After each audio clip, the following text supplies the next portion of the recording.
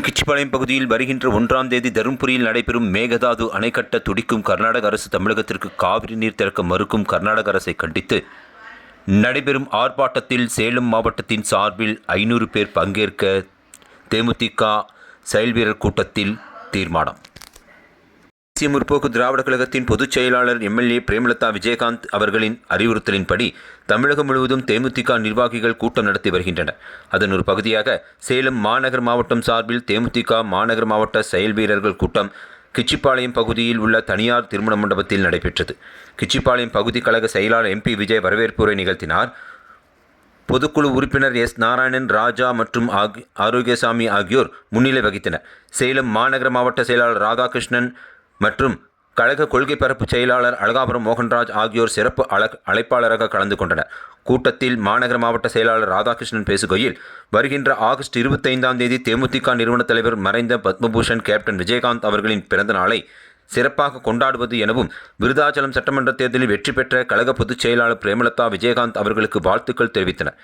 August 25ஆம் தேதி captain பிறந்தநாள், September 14ஆம் தேதி கழக துவக்க நாள் இரண்டையும் சேர்த்து சுவர் விளம்பரம், பேனர்கள், போஸ்டர்கள் மூலம் மக்கள் அறியும் வகையில் விளம்பரம் செய்ய நடவடிக்கை எடுக்கப்பட்டுள்ளதாகவும், வருகின்ற 1ஆம் தேதி சனிக்கிழமை அன்று கழக பொதுச் செயலாளர் பிரேமலதா விஜயகாந்த் அவர்களின் முன்னிலையில் தருமபுரி மாவட்டம் ஒகேனக்கல்லில் மேகதாது அணை கட்ட துடிக்கும் கர்நாடக அரசு தமிழகத்திற்கு காவிரி நீர் திறக்க மறுக்கும் கர்நாடக அரசை கண்டித்து மாபெரும் ஆர்ப்பாட்டம் நடைபெறவுள்ளது.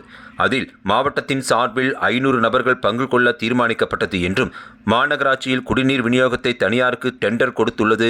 தற்போது தமிழகத்தில் ஆட்சி செய்து கொண்டுள்ள விஜய் தலைமையிலான டிவிகே அரசை கண்டித்தும், மாநகராட்சியில் மழைக்காலங்களில் ஓடைகளை தூர்வாரி மழைநீர் சாலைகளில் ஓடாதவாறு நடவடிக்கை எடுக்க வேண்டும் என்றும், தமிழக முதல்வர் விஜய் தலைமையிலான அரசு மக்களை வஞ்சிக்கின்ற வகையில் அறிவிக்கப்படாத பஸ் கட்டண உயர்வு, மின் கட்டண உயர்வை திரும்பப் பெற வேண்டும் எனவும் தெரிவித்தனர்.